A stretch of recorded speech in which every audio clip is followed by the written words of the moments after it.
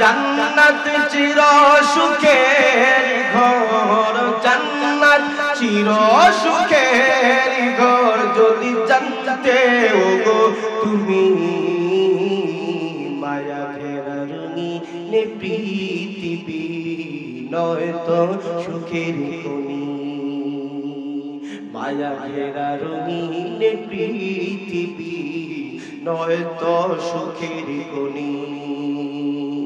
জান্নাত পাওয়ার সহজ পথে তো শহীদি মরণ, জান্নাত পাওয়ার সহজ পথে তো শহীদি মরণ।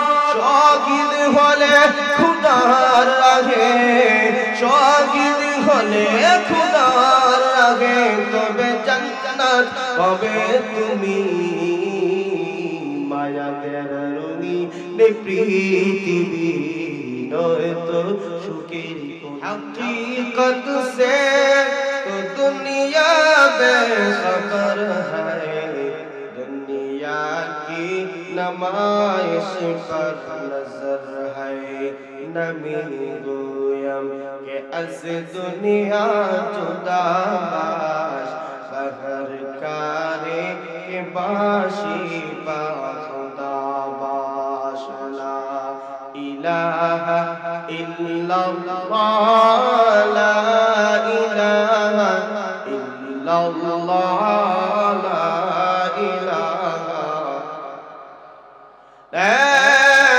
इलाहा इल्लल्लाह मुहम्मदुर रसूलुल्लाह सल्लल्लाहु अलैहि वसल्लम। আলহামদুলিল্লাহ, দাওয়াতুল হক ইসলামী যুব সংঘ তাফসীর কোরআন মাহফিলে চলমান অধিবেশনের শ্রদ্ধাভাজন সম্মানিত সভাপতি সাহেব, মুআজ্জাজ মুকাররম উলামায়ে কেরাম, দিগার হযরত মুরব্বিয়ানে আযম, সমাবেশী আমার প্রাণের যুবক ভাই, মাইকের আওয়াজ যতদূর কি পৌঁছতেছি, পর্দার আড়ালে শ্রবণরত অত্যন্ত শ্রদ্ধা মা বোন, আলোচনা শুরু করার পূর্বে মহান রব্বুল আলামিনের দরবারে ফুরন্ত নিয়ামত শুকর আদায় করে নিচ্ছি, যিনি আমাকে আপনাকে দয়া করে মায়া করে গুনাহ মাহফিলে আসার বসার কিছু কথা বলা এবং শোনার জন্য তৌফিক দান করলেন। আমরা সকলেই অন্তরে অন্তঃস্থল থেকে কালিমাতুশ শুকর আদায় করি, জবানটাকে দিল থেকে হৃদয়ের সকল আবেগটুকু উদ্ধার করি আমরা সমস্বরে বলি আলহামদুলিল্লাহ। আবার আগে যিনি আলোচনা করেছেন আপনাদের সকলের পরিচিত মুখ, শাইখুল হাদিস হযরত মাওলানা মুফতি আফতাবুজ্জামান মুস্তাফি সাহেব রাজাপুরী, শ্রদ্ধা বড় ভাই আপনাদেরকে সার গর্ব আলোচনা করে কিছুক্ষণ পূর্বে বিদায় নিয়েছেন। এর আগে যিনি আলোচনা করেছেন হযরত মাওলানা মুশাহিদ আলী কাসিমি সাহেব, আমাদের সিলেটের আরেক উজ্জ্বল নক্ষত্র, যোগ্য যোগ্য উলামায়ে কেরাম, তাদের জবান থেকে কোরআন এবং হাদিস থেকে আলোচনা করে আপনাদেরকে শুনিয়েছি। আমি অধমকে আল্লাহ তাআলা তৌফিক দিয়েছেন এই মঞ্চে বসার, আল্লাহ যেন আমাকে আপনাকে কোরআন এবং হাদিস থেকে আলোচনা শুনি তার উপর আমল করার তৌফিক দান করেন, সকলে বলেন আমিন। আমি যে আয়াতে কারিমা তেলাওয়াত করেছি সূরা বনী ইসরাঈলের প্রথম নম্বর আয়াত, এই আয়াতের ভিতরে মহান আল্লাহ পাক রব্বুল আলামিন তার হাবিবকে এমন এক মুজিজা, এমন এক মুজিজা আল্লাহ তাআলা দান করেছেন, পৃথিবীতে যত নবী এবং রাসূল আগমন করেছেন সকলের মুজিজার ক্ষেত্রে আমার নবীর মুজিজা অনন্যতম। সুবহানাল্লাহ। আমরা যত রকম মুখে বেশি মুহাম্মদ রাসূলকে পড়ি, কিন্তু রাসূলের কার্যক্রম, রাসূলের সুন্নাহ আমার ব্যক্তিগত জীবন, পারিবারিক জীবন এবং সামাজিক জীবনে রাসূলের আদর্শ খুঁজে পাওয়া যায় না। কথাটা বাস্তব না বাস্তব? আপনি আমাদের ব্যক্তিগত জীবন এবং পারিবারিক জীবন, সামাজিক কিছু কার্যকলাপ অনুষ্ঠান আছে, এগুলোর প্রতি তাকাইলে দেখবেন কোরআন হাদিস একদিকে আর সামাজিক রীতিনীতি একদিকে। কথা বলেন ঠিক কিনা? যেমন বিবাহ অনুষ্ঠান, রাসূল বলছেন বিবাহ অনুষ্ঠানে যেই বিবাহের মধ্যে খরচ কম হবে এই বিবাহের মধ্যে বরকত। সুবহানাল্লাহ। আমাদের অভ্যাস হইল মোহর এমন পরিমাণ ধরি, এটা ছেলে তো দেওয়ার কোনো ক্ষমতা নাই, আকাশ চুম্বি একটা মোহর আমরা ধরি। কথা বলে ঠিক করে। শুধু তা না, এখন গায়ে হলুদের নামে যেই এক অপসংস্কৃতি আমাদের দেশে চালু হয়েছে, আল্লাহু আকবার। আমাদের কোরআন বলছে কি, হাদিস বলছে কি, সুন্নাত বলছে কি, আর সমাজ আমরা চালাই কিভাবে, তাই এটা বুঝা গেল। রাসূলকে, আল্লাহকে যতটা না মুখে মহব্বত করি, ভালোবাসি, তার আদেশ এবং নিষেধগুলো আমরা ততটা ফলো করি না। কথা বলে তো রাসূলের কাটি উম্মত, রাসূলের কাটি আশিক একমাত্র তারাই যারা যে তত বেশি আল্লাহর আদেশ, রাসূলের আদেশ, আল্লাহর নিষেধ, রাসূলের নিষেধগুলো পালন করি, তারাই হচ্ছে প্রকৃতপক্ষে মুমিন, মুসলমান। কথা বলেন ঠিক কি? তো আল্লাহ তাআলা তার হাবিবকে এমন এক মুজিজা দিয়েছেন, অন্য কোন নবীকে আল্লাহ তাআলা এমন কোন মুজিজা দেন নাই। অর্থাৎ নবীজিকে ইসরা এবং মেরাজ আল্লাহ তাআলা দান করেছেন। ইসরা এক জিনিস, মেরাজ আরেক জিনিস। ইসরা কাকে বলে? বাইতুল্লাহ থেকে নিয়ে বাইতুল মুকাদ্দাস পর্যন্ত যে ভ্রমণটা হয়েছিল সেটাকে ইসরা বলে। আর বাইতুল মুকাদ্দাস থেকে আরশে আজিম, লৌহে কলম, কুরসি যা কিছু ছিল, যা ঊর্ধ্বগমন হয়েছে, তাকে মেরাজ বলে। আল্লাহ তাআলা তার হাবিবকে এই ইসরা এবং মেরাজ কেন করিয়েছেন?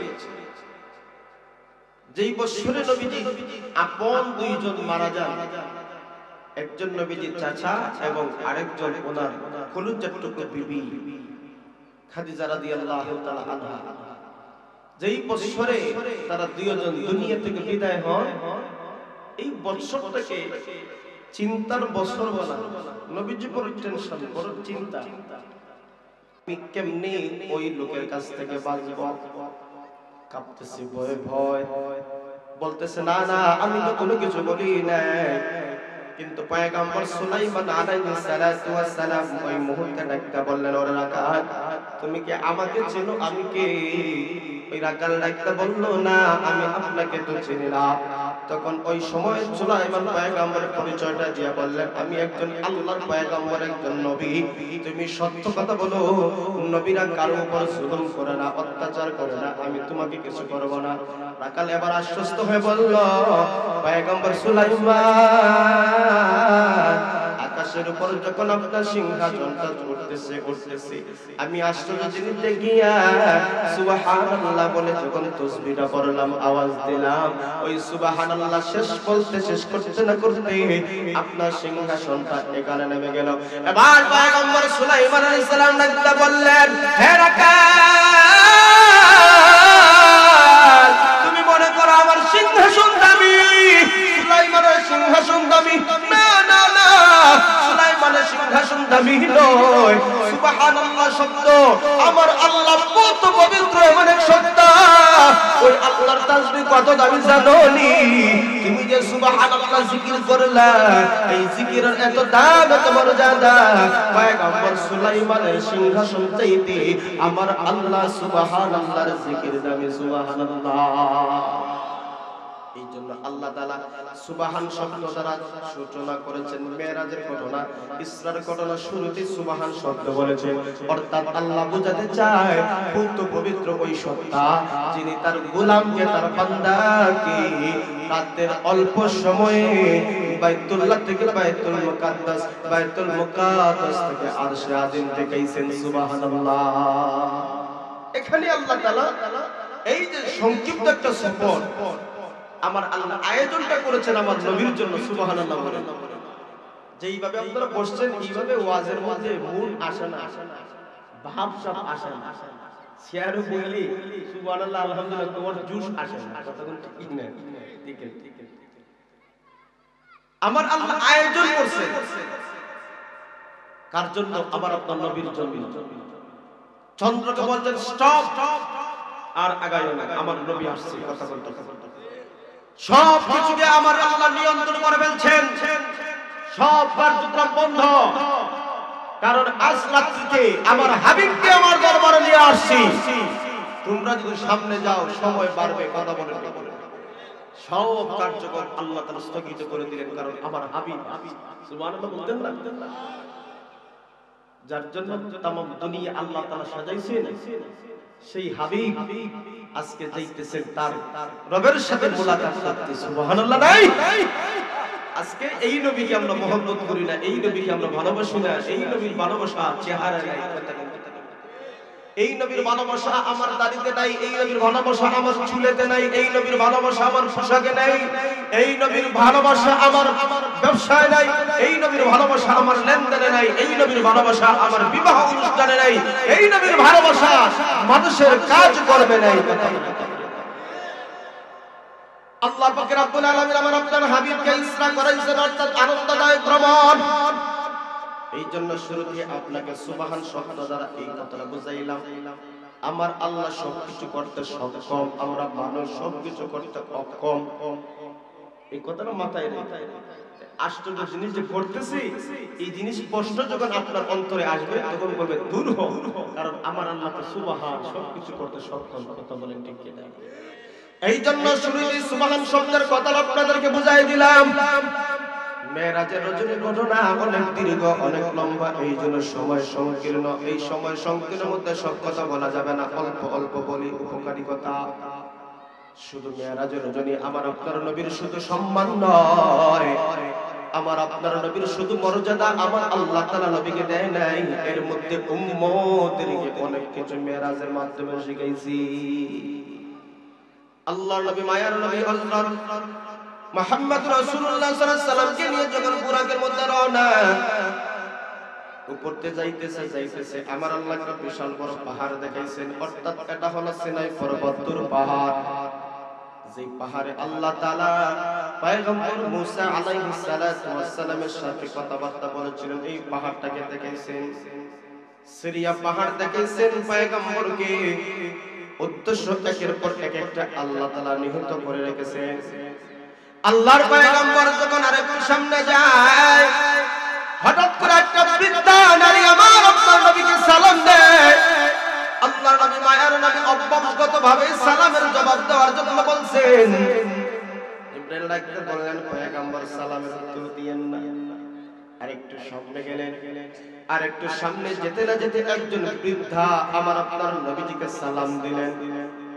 আমার আপনার নবী বললেন না না না, আপনি তার ডাকেও আপনি সালাম দিবা না। আর একটু যখন সামনে গেলেন সুন্দর একজন সুদর্শন মানুষ নবীকে সালাম দিলেন। আল্লাহ পাক রব্বুল আলামিন জিবরিল আমিন ডাকতে বলেন পয়গম্বর এবার আপনি সালাম দেন, সালামের জবাবটা দেন। আল্লাহর পয়গম্বর জিবরিল আমিন আলাইহিস সালাতু ওয়াস সালামকে একে একে কয়েকটা বিষয় আদেশ করলেন, আবার নিষেধ করলেন। নবীজি জিবরিলকে বললেন ভাই কারণটা কি? সিনাই পর্বতে তুর পাহাড়ে আমাকে নামাইলা, 2 রাকাত নামাজ পড়াইলা কেন? বললেন এটা হলো সিরিয়া, ব্যবসার জন্য সবথেকে উপযোগী জায়গা। আপনি একটা সময় এখানে আসবেন, ব্যবসা করবেন, চিনিয়া রাখেন। সুবহানাল্লাহ। একটা সময় আপনি ওই জায়গাতে আসবেন, চিনিয়া রাখেন। নবী বললেন ওই যে বৃদ্ধা মহিলা সালাম দিল, সালাম তো শান্তি কথা বলেন ঠিক না, কিন্তু আমাকে কেন সালামের জবাব দিল না? নবী বললেন এটা বৃদ্ধা হলো তামাম দুনিয়ার হালত হলো তামাম দুনিয়া একবারে দুর্বল হয়ে গেছে, দুর্বল হয়ে গেছে, কোন দিন জানি শেষ হয়ে যায়। আপনি যদি সালামের জবাব দিতে তাহলে দুনিয়া আপনাকে গ্রাস করত, এই জন্য আমি নিষেধ করলাম। এরপর নবী বললেন একজন বৃদ্ধ আমাকে সালাম দিল, ওই বৃদ্ধের সালামটা দেওয়ার জন্য কেন নিষেধ করলাম? আল্লাহর নবী মায়ার নবীর প্রশ্নের জবাবে জিবরিল আমিন ডাকতে বলল পয়গম্বর বিদ্যা হলো শয়তান, বিদ্যা হলো শয়তান। এই বিদ্যার সুরত দিয়ে আপনাকে সালাম দিছি, যদি আপনি সালামের জবাব দিতেন তাহলে শয়তান আপনার উপর গ্রাস করত না। আউযুবিল্লাহ। এবার বললেন শুধু একজন লোক যে আমাকে সালাম দিল, আমাকে কোন সালামের জবাব দেওয়ার জন্য বললেন, উনাকে তো চিনলাম না। এবার জিবরিল লাগতে বলেন উনি হলেন পয়গম্বর ইব্রাহিম, যিনি আপনার পিতা। ওই ইব্রাহিম আপনাকে সালাম দিছে, এই জন্য বললাম আপনি সালামের জবাব দেন। সফরটা যখন বাইতুল মুকাদ্দাস পর্যন্ত গেলে বর্ণনা দুইটা আসছে।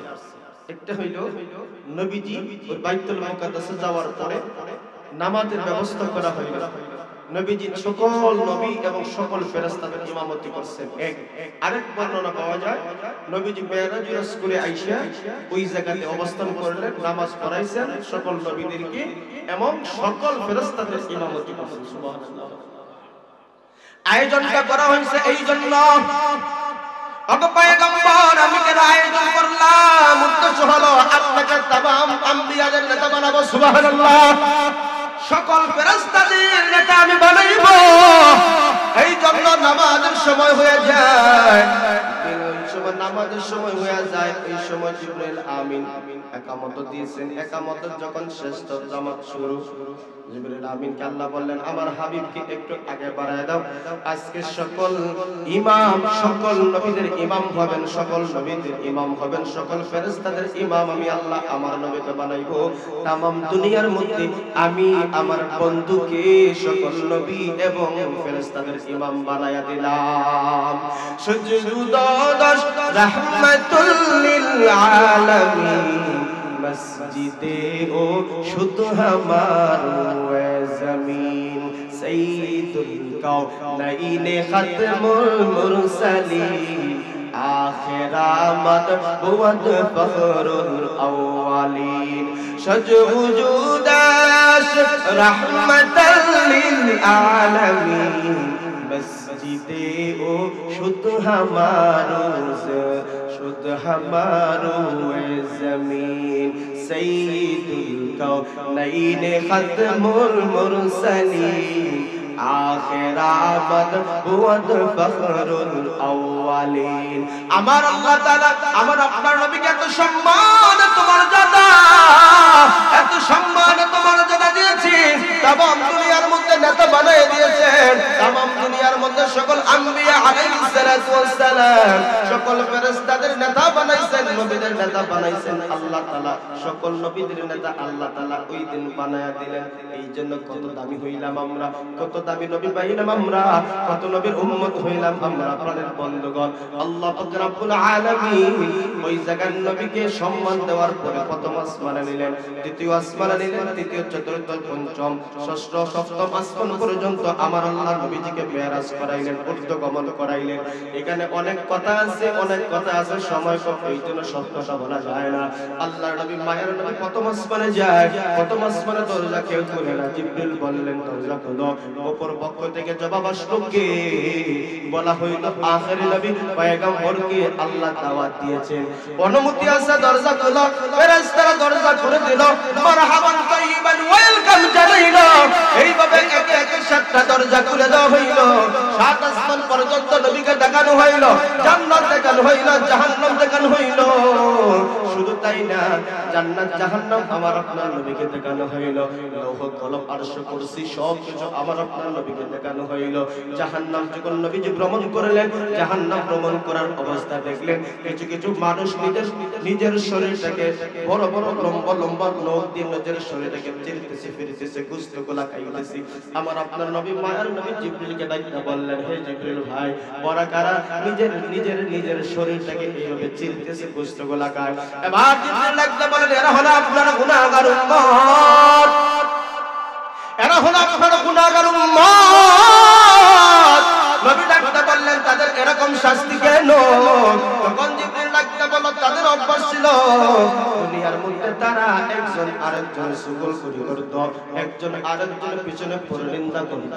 এই জন্য তাদেরকে কঠিন থেকে কঠিন শাস্তি আজকে দেওয়া হয়। এই জন্য আল্লাহ পাক রব্বুল আলামিন এক আয়াতের মধ্যে বলেছেন, ইয়া আইয়ুহাল্লাযীনা আমানু ইজতানিবু কাসীরাম মিনাজ যন্ন ইন্না বা'দাজ যন্নি ইসমুন ওয়া লা তাজাসসু ওয়া লা ইয়াগতাব বা'দুকুম বা'দা আয়াহিব্বু আহাদুকুম আন ইয়াকুলা লাহমা আখিহি মাইতান ফাকারিহতুমুহ। আল্লাহ পাক রব্বুল আলামিন বলেন, হে ঈমানদাররা, কত ধারণা থেকে তোমরা বেঁচে থাকো, কত ধারণা থেকে তোমরা বেঁচে থাকো। অর্থাৎ মানুষের সম্পর্কে তুমি যে খারাপ ধারণা করো, আল্লাহ সম্পর্কে তুমি যে খারাপ ধারণা করো, এই সমস্ত ধারণা থেকে তোমরা নিজেকে হেফাজত করে বেঁচে থাকো। এইখানে আল্লাহ পাক রব্বুল আলামিন কত ধারণা থেকে বাঁচার জন্য বলছেন। ওই আরেক জায়গায় আল্লাহ তাআলা বলেন, ওয়াইলুল লিকুল্লি হুমাযাতিল লুমাযা আল্লাযী জামা'a মালাহু ওয়া আদ্দাদা ইয়াহসাবু আন্না মালাহু আখলাদা। আল্লাহ বলে, বান্দারে, তুমি মানুষের সামনে এবং পিছনে কারো পরনিন্দা করবা না, মানুষের চুগলখড়ি করবা না, মানুষের গীবত করবা না। আমাদের সমাজে চুগলখড় এবং গীবতকারী আছে না নাই? আওয়াজ দেব আছে না নাই?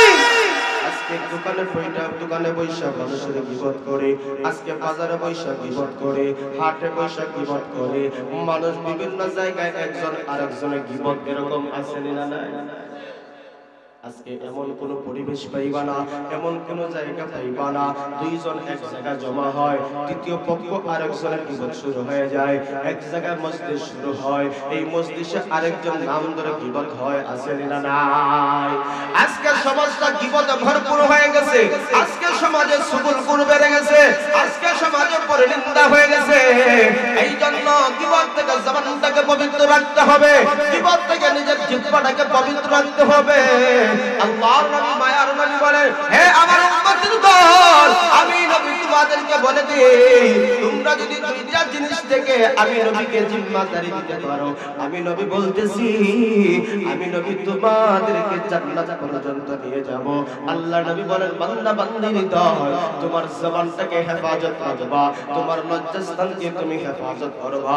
অর্থাৎ জবান দ্বারা কাউকে গীবত করবা না, পরনিন্দা করবা না, চুগলখড়ি করবা না, কাউকে অশ্লীল ভাষায় গালিগালা করবা না, তোমার জবানটাকে পবিত্র রাখবা। 2 নম্বর হলো তোমার লজ্জাস্থানকে হালাল কাজ ছাড়া তুমি অন্যত্র ব্যবহার করবা না। আমার আপনার নবী বলেন, হে আমার উম্মতের দল, তোমরা যদি দুইটা জিনিসের জিম্মাদারি আমি নবীকে দিতে পারো, আমার আপনার নবী বলেন, আমি তোমাদেরকে জান্নাতে নেওয়ার গান্ডার হয়ে যাব। এই জন্য জবান বড় দামি, কথা বলেন ঠিক কিনা? এই জবান দিয়ে মানুষ জান্নাতে ক্রয় করে, আবার এই জবান দ্বারা মানুষ জাহান্নামী হয়, কথা বলেন ঠিক কিনা? এই জবান দিয়ে যদি কোনো মানুষ বলে লা ইলাহা ইল্লাল্লাহ, তাহলে রাসূল বলেন তুমি জান্নাতি হয়ে গেলা। আবার এই জবান দ্বারা যদি আল্লাহ মানে না, রাসূল মানে না, ইসলাম মানে না, কোরআন মানে না, জাহান্নামী, কথা বলেন ঠিক কিনা? তাইলে জান্নাতে যেতে আমরা চাই কি চাই না? কথা কোন না, জান্নাতে যেতে চাই কি চাই না? এই চিরসুখের জায়গা আমরা যেতে চাই কি চাই না? জান্নাত চিরসুখের ঘর, জান্নাত চিরসুখের ঘর, যদি জানতে ওগো তুমি মায়া ঘেরা রঙিনে পৃথিবী নয়তো সুখের খনি, মায়া ঘেরা রঙিনে পৃথিবী নয়তো সুখের খনি। জান্নাত পাওয়ার সহজ পথে তো শহীদি মরণ, জান্নাত পাওয়ার সহজ পথে তো শহীদি মরণ। শহীদ হলে খুদার রাহে, শহীদ হলে খুদার রাহে, তবে জান্নাত পাবে তুমি মায়া ঘেরা রঙিনে পৃথিবী নয়তো সুখের খনি। আওয়াজ দেন ঠিক কিনা জোরে কোন? এই দুনিয়া কি সুখের জায়গা? না না, এই দুনিয়া সুখের জায়গা। এই জন্য জান্নাত চির সুখের জায়গা, জাহান্নাম চির দুঃখের জায়গা। কথা বলেন ঠিক কিনা? ওই জাহান্নামে কারা? নবী মেরাজের রজনীতে দেখেন নিজের শরীরটাকে ছিঁড়তেছে, ফিরতেছে, নিজের গোশতগুলো চিবায় খাইতেছে। আল্লাহর নবীকে ডাক দিয়ে বলা হইল, এরা হলো আপনার উম্মত, যারা গীবত করত, শিকায়াত করত, মানুষের উপর নিন্দা করত। এই মেরাজের ঘটনা থেকে আরেকটা জিনিস আমাদেরকে শিক্ষণীয় হয়ে গেল। এই মেরাজ থেকে আরেকটা জিনিস আমরা পাইলাম, আমার আপনার নবী দেখে আসছেন জাহান্নামে তারা কোন কারণে গেছে, অর্থাৎ গীবত করার কারণে, পরনিন্দা করার কারণে। আমাদেরকে গীবত ছাড়ার দরকার আছে না নাই? গীবত এটা মানুষ জবান দ্বারা করতে পারে, ইশারা ইঙ্গিত দিয়ে করতে পারে, লেখনির মাধ্যমে গীবত করতে পারে। এমনি জবান দ্বারা গীবত হয়, পিছনে মানুষের উপরে নিন্দা করলো, এটা হলো গীবত। আবার ইশারা মাধ্যমে কেমনে গীবত হয়? কিছু মানুষ দেখবেন চেহারা সুন্দর না, আবার কিছু মানুষের ঘটনা কিন্তু সুন্দর না। যে সুন্দর আছে চোখ বাঁকা করে তার দিকে তাকায়া গীবত করে, কি করে না? আল্লাহ রাসূল বলেন এটাও করা যাবে না।